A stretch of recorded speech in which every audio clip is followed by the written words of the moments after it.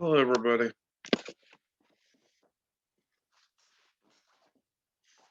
Get some stragglers coming in and we'll get started. I know I put certain things for Part D to hit tonight. So I had somebody who wanted to do compound schedules, but there's a lot to D. I knew that before I started it, but there's a lot.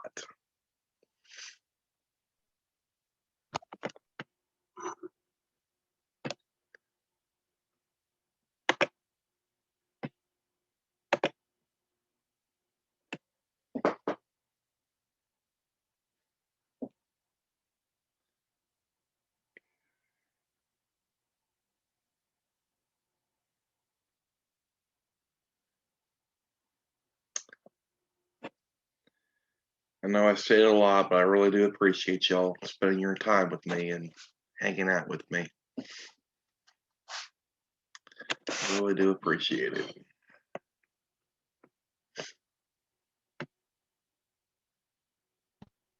Hey Patrick, how's it going? What's that? I said hi, how's it going? It is going. It was a long day today. I hear you. Well, it was one of those heartbreaking days. Wasn't like hard. It was just heartbreaking. Some stuff happened and it kind of broke my heart this morning. Oh, now you have to say what happened. I can't say what happened, but I wear my emotions on my sleeve kind of guy. So whatever, good or bad, it kind of hangs with me the rest of the day. Oh, I'm sorry to hear. Nah, it's okay. It is okay. I appreciate that.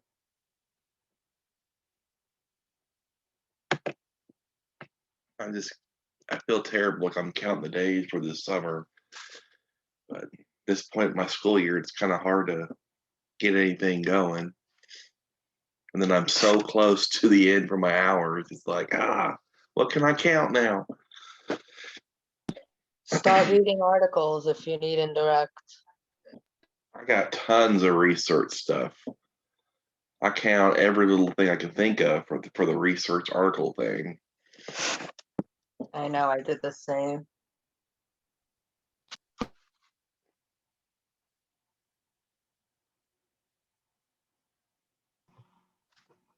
Hi, this is Felicia. I have a question. I just got approved. Well, not a question, but I just Okay. need help. I just got approved to take the exam, and I'm all over the place studying. Does anybody have like a great study guide? Um, I don't really have a study guide myself. I'm not inches away. I just been going task list by task list and just kind of giving myself things to do throughout the week, like chapters to read, things to work on, and then of course working on mocks. And I'm way out, but doing ABA Wizard, doing certain quizzes and mocks, just keeping myself going throughout each week, but trying to focus on one list at a time or using the mocks to show where I'm weak in and trying to get stronger in those areas. D and J are the meat of the test. There's a lot of D and there's a whole lot of J. So Okay. I spent some time on those, but don't forget ethics because that's probably my next spot when I get done with a few things after this. Because ethics is kind of the I don't want to say forgotten guy, but that's some points I want to make sure I got. But I just been hitting it one list at a time. Before it was one chapter at a time and hitting a few things here and there. Um, I know it's not free, but the Rogue Audio, it's been a lifesaver for me. I'm in the car between sites or on my way to work. I listen to one part for a whole week. And since I've been doing D for the last several weeks, that's it's been hitting one part after another. But that's really helped me get it in my brain because I hear it and then I see it. And I never really realized until I started doing this, just changing gears with the task list thing, that Rogue Audio does a lot off the BAS supervisor guide. And of course, it's a big reason why I'm not sharing right now on the page because I don't want to, get too funny with it because a lot of their stuff and mine too. But there's a lot of great stuff in that BAS supervisor guide, list by list, and breaking it down. All right. Thank you. I appreciate that. No problem. I mean, I wish I had like a definitive here's how to do it. And I found some stuff through ABA study guide, like a Cooper chapter a day or mini mock, or this or that. But I'm not, the reason why I started out so early, I can't cram and I don't like to read and I'm not a big study, but just doing a little bit at a time. That's really helped me out. But Okay. Thanks. no problem. All right. I guess I probably should go ahead and get going because we have a lot in task list D to cover. I know I put some things to cover tonight. To be really honest, I'm not gonna like rush through, but there's a big difference between this and the Cooper and the behavior lasting change. I was able to go deeper by chapter and just cover the material and just hit it, hit it, hit it. Now it's on the task list stuff. It's really been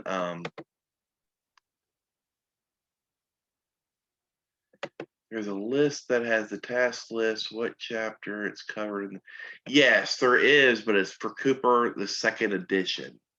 It's great, but I have the third edition. And there's also one for Past the Big. It matches up the chapters with the Cooper and the Past the Big. I also have second edition International, the digital thing that didn't, but it does help. It really does. But Cooper went really deep, and so did behavior lasting change. So I think what you're going to appreciate, and really, I think I started appreciating it was as I was going through each part of the task list, I was able to pull things that we've done for the last year and a half and kind of like a greatest hits kind of compilation to go along with parts of part D. So I think that's why I have so much stuff going on here. But we'll get through what we can, and if we don't, we'll just keep trucking along. We're going to get started with reinforcement. D01 says the use of positive and negative reinforcement. There's a reason why this is the most covered and most mentioned topic pretty much in applied behavior analysis. Reinforcement is a consequence that increases. I got caught, and they're right for saying it also increases, but also maintains a behavior occurring in the future. You want to keep that that rate of response going, that maintaining it, as well as increasing it. Reinforcement's the way to go. When you think about positive and negative, and this has really, really helped me out a ton. Because believe it or not, I struggled a lot with positive and negative, the whole plethora, you know. But positive, we're adding something, negative, we're taking something away. So when you even bring in the punishment parts of it, positive, I'm adding something to increase that behavior in the future. Positive punishment. Yeah, go ahead, guys. Screenshot away. Positive punishment, I'm adding something and I want that behavior to decrease in the future. So I'm still adding something, just what happened in the future. So when I do mock exam questions and I'm seeing positive and negative reinforcement, I'm looking for clues. Did I add something after the behavior occurred? Did I take something away? Negative. Did the behavior increase, maintain? Did it decrease in the future? There's all these questions and they really make a difference. I was telling my wife the other day, I was like, I don't think I'm going to be able to write on my monitor when I take the test, but I'll take things to kind of remind myself as I go, because those things make a difference. Negative reinforcement, you're dealing with trying to relieve something. You're trying to get rid of something and you're going to increase it. I know that the best go-to is medicine. You had that headache, you added something and it took that headache away. And then of course we're going to increase that behavior in the future. I'm not going to be posting the PowerPoint. I have a lot of behavior supervisor guide material in there. I don't want to rock the boat too much on that. There's also a lot of my material in there that I've already posted in the file section. Sorry about that, guys. This is from one of my older ones. I pulled it from another PowerPoint. Positive reinforcement versus negative reinforcement. I'm increasing the behavior any way you shake it. Positive, I'm adding something after that behavior that I like occurred, and I want to increase it in the future and maintain that behavior. Negative reinforcement, behavior occurs, and I'm taking that away.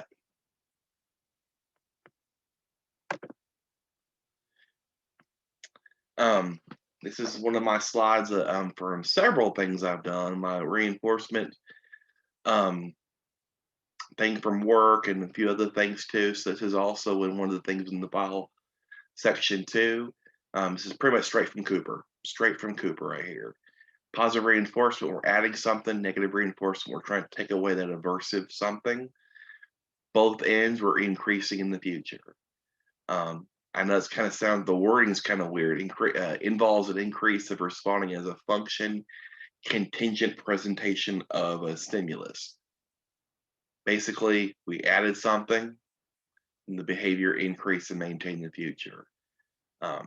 Money, you get money after you do something, you're going to keep on doing it because we like money. When you think of sickness, cough, a cold, a headache, whatever, you're trying to reduce, you're trying to postpone, you're trying to relieve that whatever's going on. That seatbelt buzzer in your car, that's negative reinforcement. You hear it going off, of course you should wear your seatbelt anyways, but you hear it and then you put it on to get rid of that sound. And you're going to keep doing it because you want to get rid of that sound.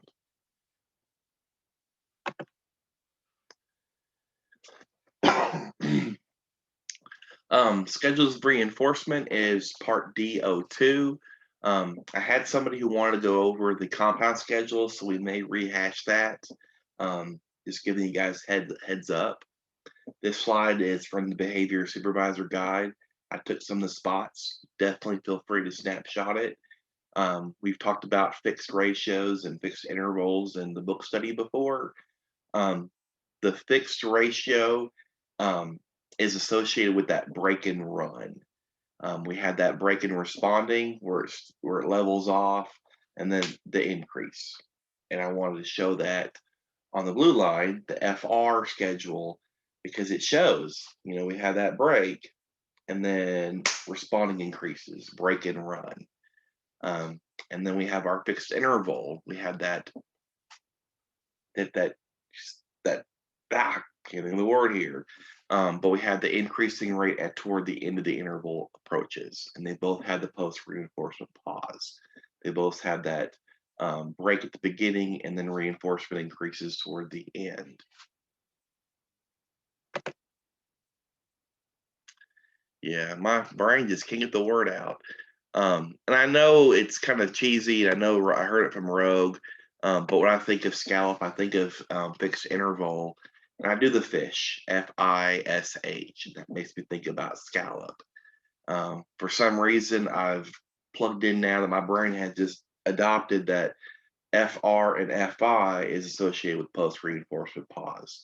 And this visual, to be honest, it really helped me bring that one home a little bit better.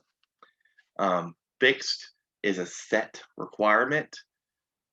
Keep that in mind, fixed. When you think of ratio, think of a number. When you think of interval, think of time. So if I have a fixed ratio, I have a set number. Reinforcement's based on that delivery of that set fixed number of responses. And a fixed interval will be a set amount of time. Celia's mentioned it's kind of like dead time. Nothing's happening during that time, but at the end, if the behavior occurred that we're looking for, bam, reinforcement occurs. Reinforce deliver the first response following that passage of a set duration of time since the last response, kind of that dead time. First response at that set amount of time, reinforcement occurs.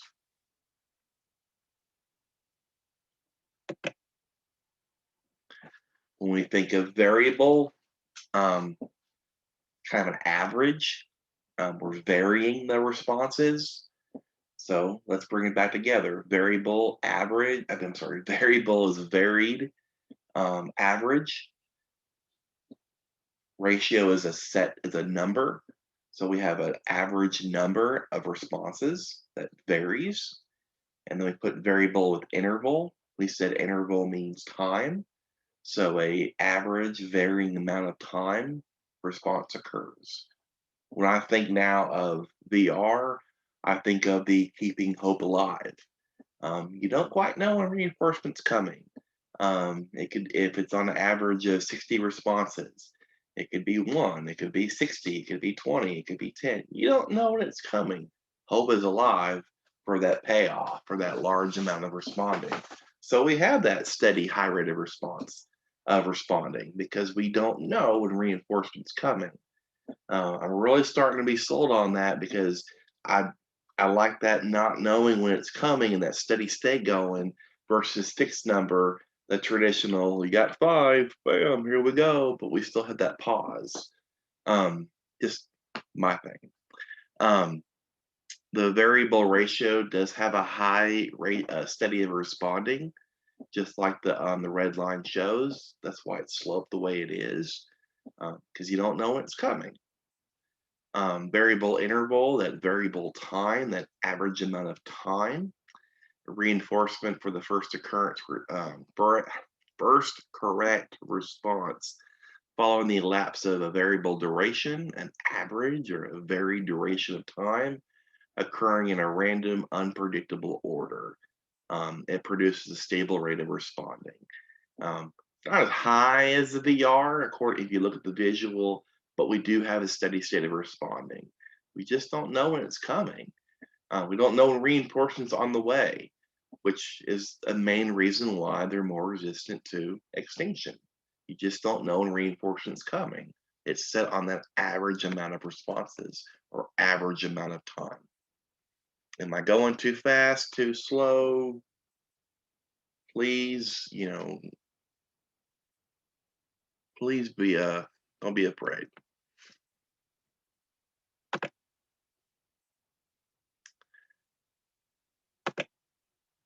Okay. Schedules of reinforcement. We have our progressive schedules of reinforcement. I brought this slide in from another thing that I did. This visual really kind of helped me out to show that progressive schedule. We're systematically thinning reinforcement schedules in predetermined increments. So if I set my ratio requirement at 10, but after 5, we're going to jump to 20. Then after 5 more, I'm going to jump to 30.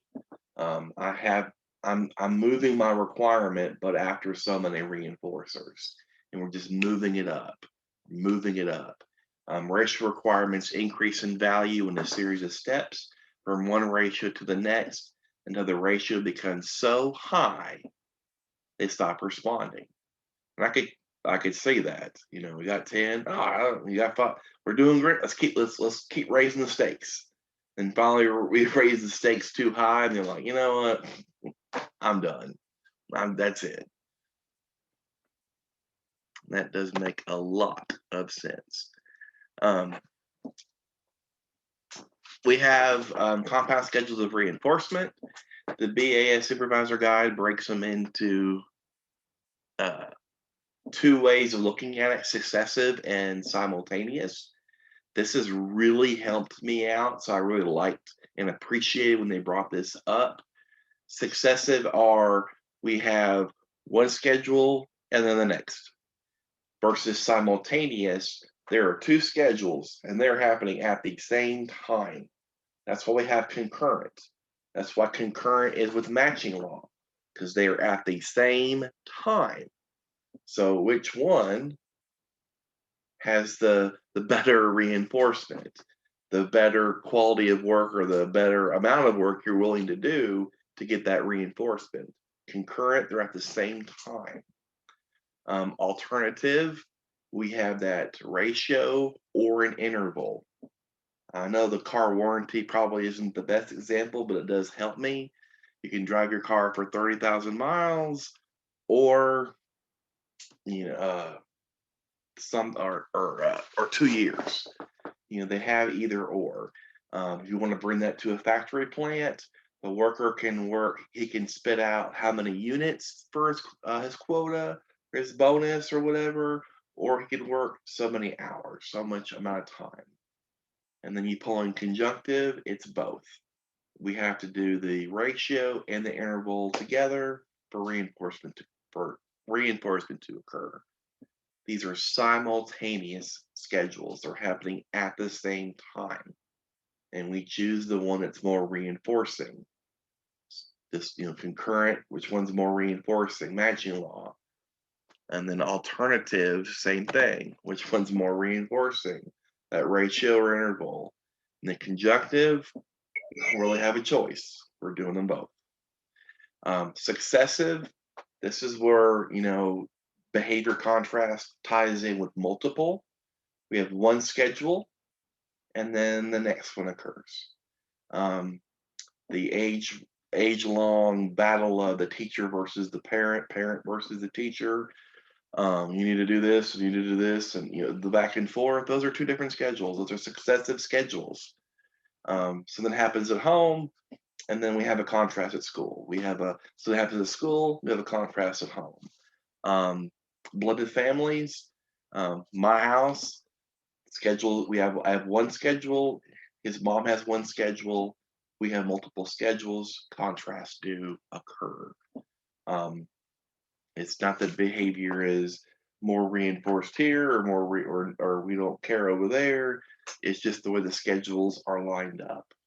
There's certain behaviors that are reinforced under different schedules. That's why I put the example here coming up about the video game, or can't watch them at dad's house, but I can't play them a whole bunch at mom's house. probably enjoy playing more at going to mom's house more if I can. If I get those games I like. Um, that's multiple schedule, 2 successive, one after another schedules. Mixed, Rogue had a neat little thing with it. Mixed up, same as multiple, except the SD is not associated with reinforcement schedules. You have a teacher every day. She gives you a high five and a sticker for doing a good job. She's not there. Sub comes in. I'm all mixed up. I'm not getting my high five and sticker. I'm getting something else for reinforcement if I get anything at all. I'm all mixed up. Tandem, it's just like chain, but we don't have any SDs. There's no cues that bring on the next link in the chain. A lot of people think of corn mazes because you go in the maze. Someone said haunted house. Not quite sure because they kind of do feed you through the house or the haunted maze. Corn maze is good because you don't have any signs. You get in there. You don't have any cues, no SDs. Example is probably not the real for a real example. Would be like an elevator without without words. They're just buttons. So you don't know what button to press to go to your room. You don't know you don't know the next link in the chain to get up there. You go to a hotel and there's no signage. So you don't know what button to press. You don't know which way to go down the hallway. There's no SDs. It's beyond mixed up. You just don't know where to go. Chain is like chaining, just like chaining. SDs are each link in the chain. A grocery list, for example, is I know it may be the best, it may not be the best, but when my wife gives me a grocery list to go to the store, I follow each item down the list, and I get done with one. That's reinforced. That's a cue for the next one. It's just how it just works for me that way. So let's test our knowledge. You've probably already seen this question, so I know I'm gonna get some answers. Fred loves to play his Xbox. When he goes to his dad's house, he's only allowed to play the game for a few hours and find other physical activities. Mom's house, he can stay on the game for as long as he likes. Which house does he get to play the game more, and what schedule of reinforcement is being used? Please answer in the chat.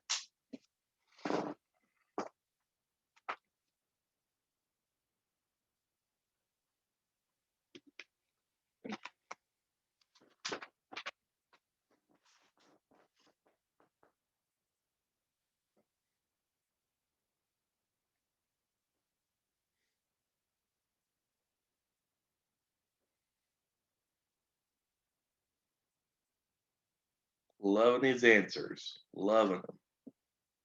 Feel kind of bad because I'm getting better questions, and then after this long task list kid, I kind of let up on the questions. Right, multiple and mom's house. Multiple, is it a successive or a simultaneous schedule of reinforcement? Is it simultaneous or successive?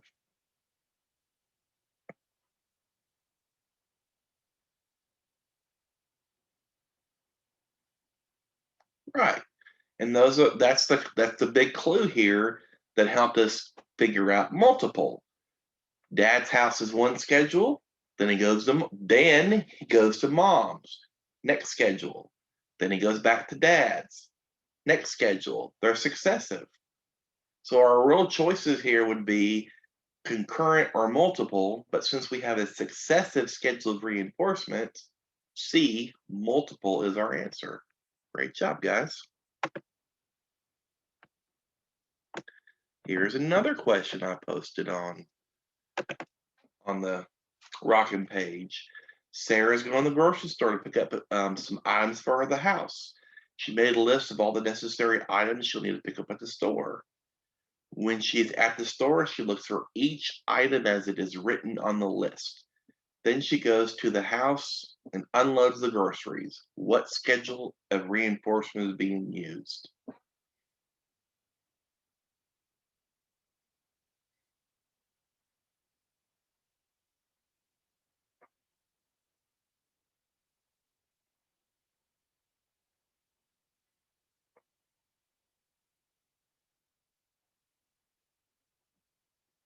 Yeah. Very good, guys. Very good. Seeing the great answer. B, chained is the right answer. Right. Each thing on the list, exactly correct, is an SD for the next. Now, if she didn't follow the list, if she jumped around the list, we may not be talking chained. If she broke it up a little bit, we may look at it maybe mixed. Because we still have those SDs, those still have those Qs on the list. That would make it maybe possibly mixed, but chained is the correct answer. We're just following each item on the list, and then we unload. Then we load the groceries in the car. Then we unload the groceries in the house. Very good job. Very good, guys.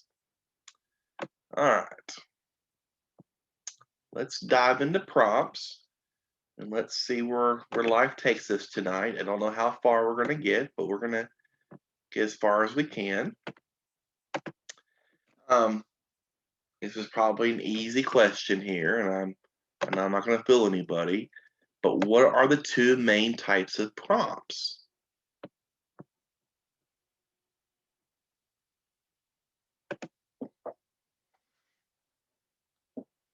Hopefully, I'm not stumping anybody here. I was just trying to get a little Q&A thing going a little bit more. Yeah, we got stimulus and response prompts. Can someone in the chat tell me, yeah, love it. I already see where I'm going with this. Response prompts, MVP. Stimulus prompts are RPM. Can we be more specific? What are those response prompts? What are those stimulus prompts? Can we be a little bit more specific?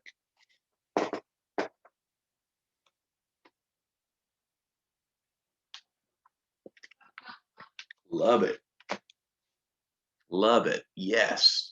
Response, model, verbal, physical. Very good. What about stimulus prompts? Yeah, I heard MVP when I made a question one time or answered someone's question, and I'm like, oh, it's stuck with me ever since. Yes, redundancy, position, movement. Very good. You guys are rocking and rolling. Very good. This is basically what I have going on. We have our response prompts. You guys said model, verbal, and physical guidance. Your MVP. Very good. And you have your stimulus prompts, movement, position, redundancy. That's when you have your within or extra. Response prompts are basically what they say they are. They are prompts to evoke a response, evoke a behavior. Stimulus prompts are just trying to make that stimulus more obvious, get that stimulus more attention.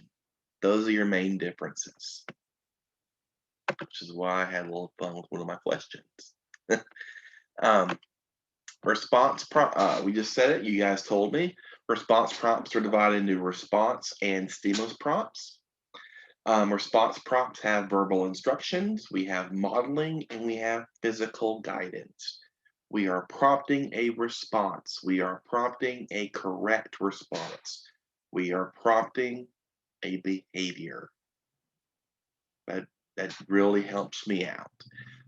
Response prompt operate directly on the response to cue a correct response. Act on the behavior that you want someone to perform.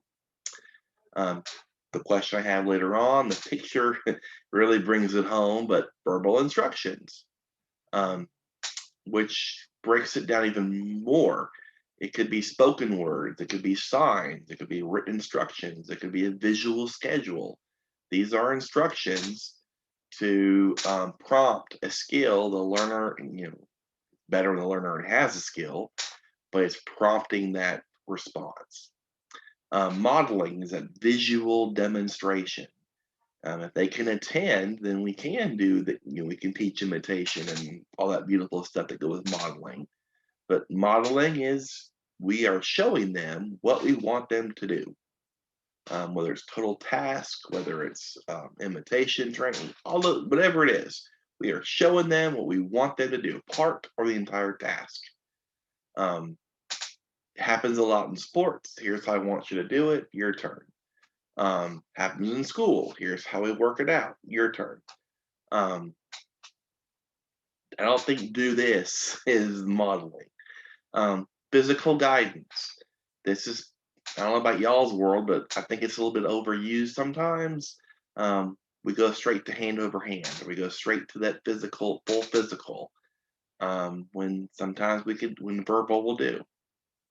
That's why we have those most to least and least to most prompt fading.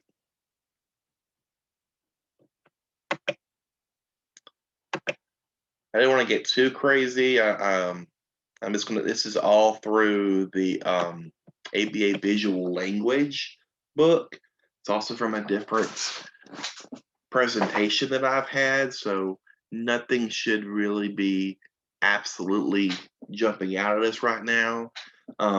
For the most part, when it comes down to test questions and mock questions, you're not going to see a lot of these examples. It's just, these are from ABA language, visual language. You're going to see the verbal, the movement. You're going to see with the stimulus and the response prompts, those top three. But nonetheless, we have a direct verbal, the prompt where the teacher vocally demonstrates the entire response. The partial, we give you a little bit of it and then you get the rest. We've all been there. They're struggling. Share. You gave that partial prompt. Indirect, we kind of play dumb a little bit. What do I do now? What's next? And the client will cue us in on the correct response.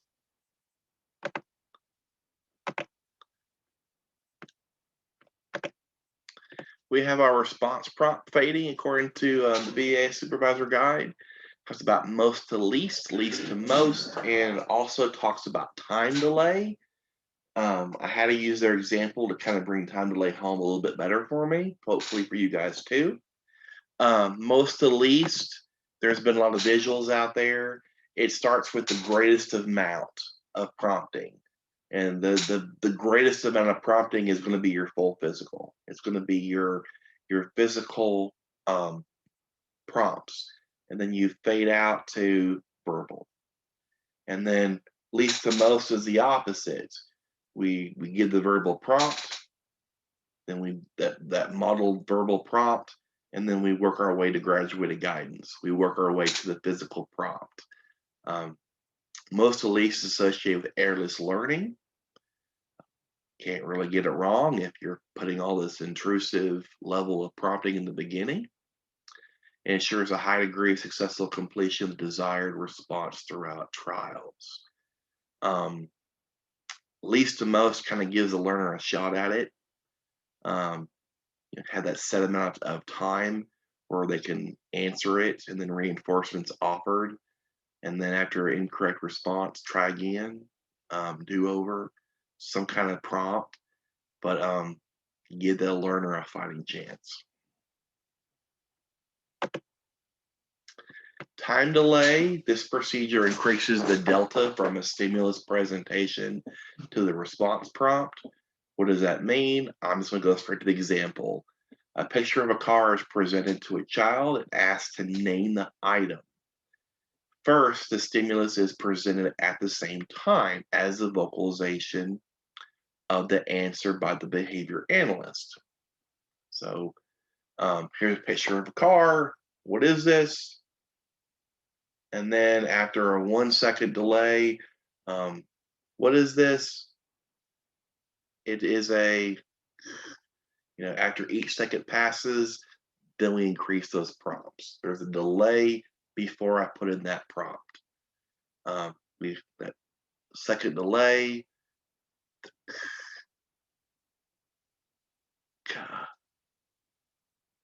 There's a time delay.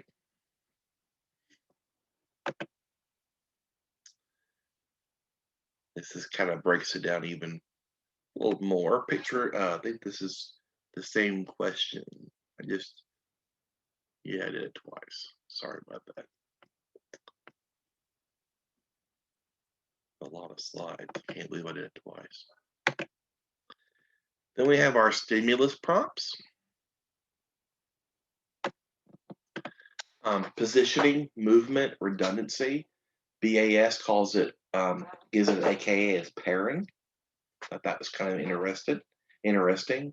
Instead of evoking or prompting a response, now we are just putting more emphasis on the stimulus itself. Stimulus prompts operate on the stimulus or stimuli in order to cue the correct response. We still have that response part, but now we're putting more emphasis on the stimuli. These are usually considered to be the positioning, movement, or pairing dimensions. Positioning, where the stimulus is. Did I or movement? Did I move that stimulus? And then redundancy, did I highlight it? Did I make it a different color? Did I make it black and white? Did I make the picture better, larger, more color? Did I add more intensity to it? You know, that's why I have my within and my extra.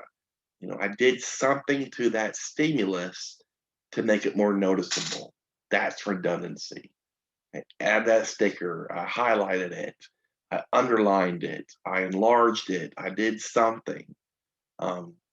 Movement, like I said, we're moving it, and then position, it's where it's positioned at. It's not really a coincidence sometimes we put the right answer closest to the child. That's positioning. It's not a coincidence when we kind of move it a little bit.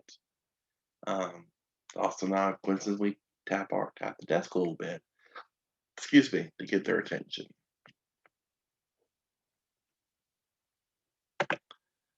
All right, I love that picture. It just sums this question up in a nutshell. It really does. This was the question that I posted on Facebook, and to see if I can get a response. This happens a lot to me. And what's the difference between movement and positioning? Movement is what it says it is. I'm moving it closer. If I want you to say phone, I'm going to move the phone closer to you. There's movement. If it's positioning off the bat in the trial, I'm going to position it closer to you. Or I'm going to have it here and the rest are kind of off to the side. How I position it is important. Versus movement, I just moved it. Franklin has been forgetting to put his clothes in the hamper after he takes a shower every night. I hope I'm not alone on this one. Besides the fact that he leaves his clothes laying around everywhere too, his wife tells him, pick up your clothes and put them in the hamper. What prompt is she using?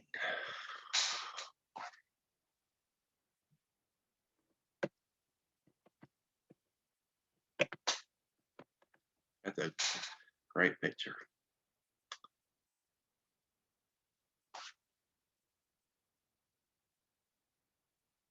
Yes, there we go. Got a few more people. Got another person there. Response prompt. It's a verbal response prompt. She's giving Franklin, some instructions. He needs to do this. He needs to get it done. It's a good little I was trying to let this person in. There we go. It's a prompt happens a lot, and it's a response prompt. In this case, it's a verbal response prompt. Love that picture too. Okay. Franklin is having problems with washing dishes. So his wife demonstrates how to correctly wash the dishes and complete the task. What type of prompt is she using?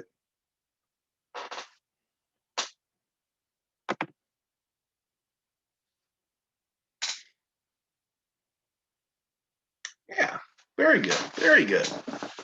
She's showing him how she wants him to do it, so she's modeling the task. Yeah, that's a great picture. Keywords here in the question are demonstrates. That's a big word there. She's demonstrating how to complete the task.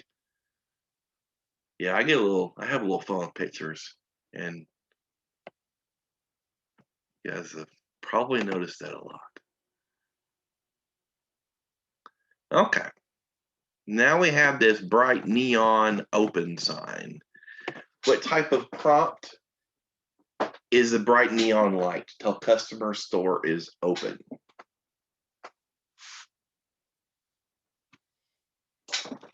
Yes, it's a stimulus prompt.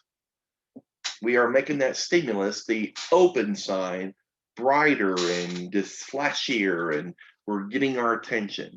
Now, it's a stimulus prompt because we want everyone to know that we're open. We're not evoking a response of you have to go, you need to go, it's come on, come to my store. We're just announcing to the world that we're open. It would be a response prompt possibly if it was like a rule or something, or a bathroom this way, maybe, possibly. But just remember, open sign it's an SD. It's signaling availability for reinforcement. It's not necessarily signaling a response. That's why it's a stimulus prompt. I can't believe I just said that. A year ago, I probably would have said that. All right, I'm gonna squeeze in. Let's see what time it is. I'm gonna squeeze in one more, and I'll let you guys have a night. Because there's like 80, there's like 100 slides. So at least get me one more in here. Let me rock out modeling imitation, and then you guys have been great. Am I going? I guess I know I said a lot. Too fast, too slow, too weird. Okay. My confidence has definitely been increasing. I think you guys can tell that for sure. My confidence is definitely up. All right, let's keep rolling. This is one of my slides from a while back in behavior analysis, lasting change. Can't remember what chapter it was, but this is where the slide came from. DO4, use of modeling and imitation training. When we look at imitation training, I didn't put a whole lot of the training part of it, but your learner has to be able to attend.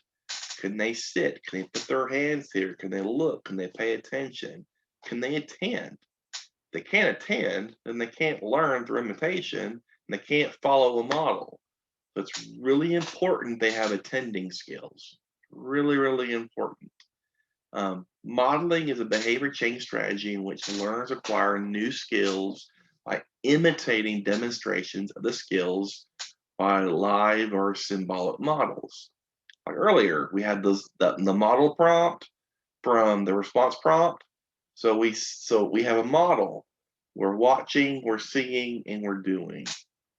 The model shows, demonstrates, or conveys exactly the behavior the learner is expected to perform.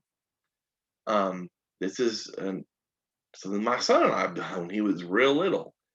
We went in the bathroom and he did exactly what I did. I was showing, he's probably too young to know how to shave, but there's other things that we've done together. I show him a skill, I show him what I want him to do. I'm the live model, and then he does it himself.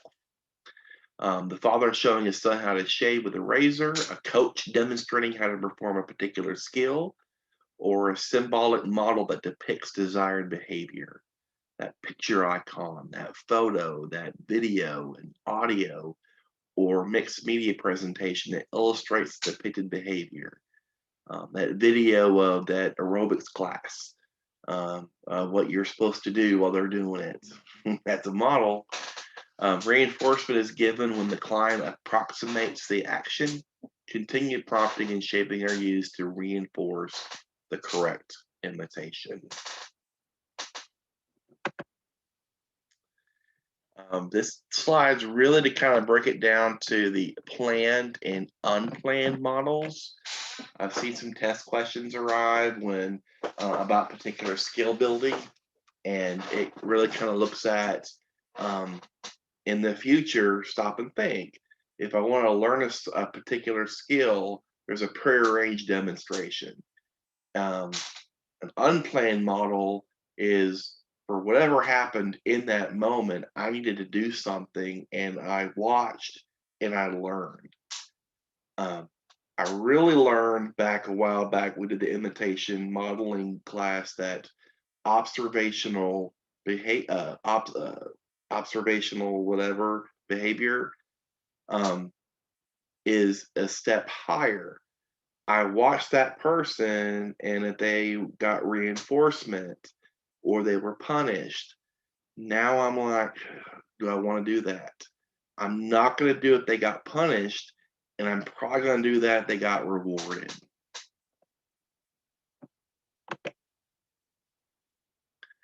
I can't, my brain's not thinking about the right word. Observational learning. Yes, there it is. Observational learning. My brain just couldn't put it together. Because unplanned and observational, they kind of come to, they sound so much the same. And the next day after I did the class, I went to one of my classrooms, and it just screamed at me. A kid was watching somebody else how to build the blocks, and he built the tower. He was watching, he's a new kid in class, kind of watching, what he needed to do. I go to the subway, first time in my entire life. I'm watching the person in front of me, what I need to do to get in there. That, unplanned. I need someone, something just unplanned happen, and I need to learn how to do that. But observational learning, better that punishment or reinforcement. Um, I saw Johnny got reinforced for lifting a bunch of weights. I'm going to do that now. When we always say bad attention is still attention. Well, Johnny drove the teacher crazy, but he got one-to-one with her. Now it's my turn. That's observational learning. So I saw that difference, and it really kind of stuck with me. The plan models pre-arranged demonstrations of the behavior. Your dance classes, your baseball classes, your videos you watch to do that, you plan it. The Dance for the Stars thing, those are planned models. They have planned the choreography, they have planned those dances, they plan those classes. Successful coaches plan their practices on what we're going to do and how we're going to teach it.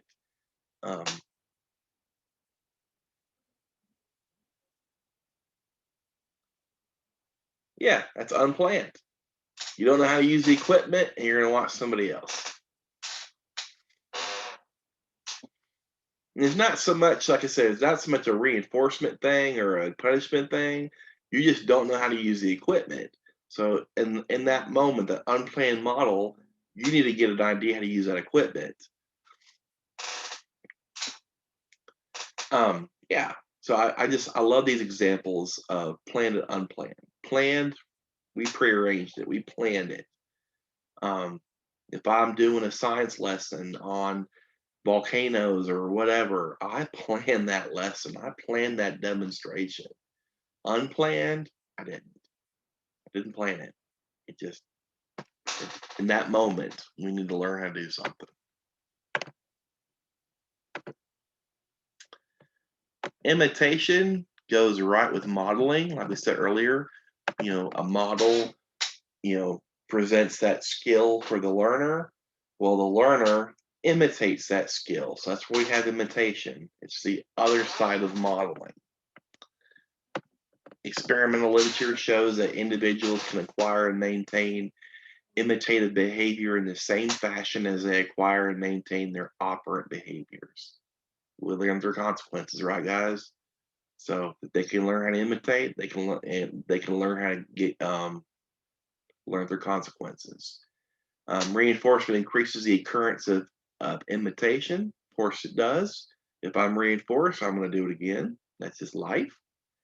When some imitative behaviors receive information, other imitative behaviors occur without specific training and reinforcement. And then some children who do not imitate can be taught to do so.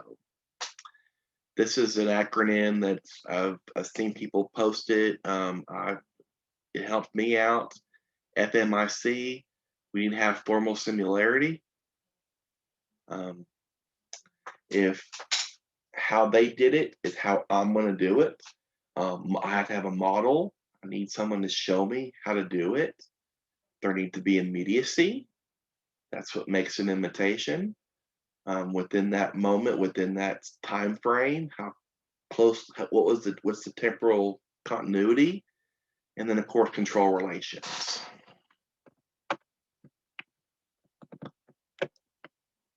You can see why there's so much with D. It's just, and we only got going a little bit here.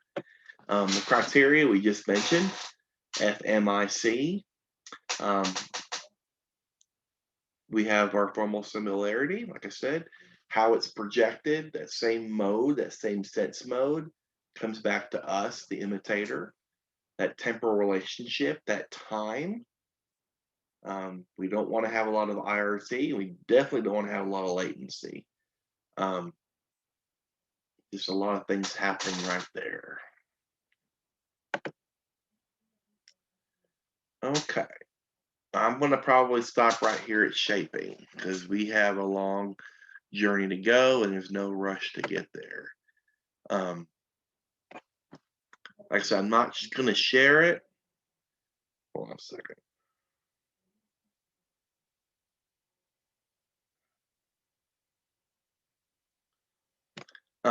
Was it helpful? Was tonight helpful? Oh, well, is there a day and time when I will be continuing? Yeah, I'll be continuing. I'm probably going to continue on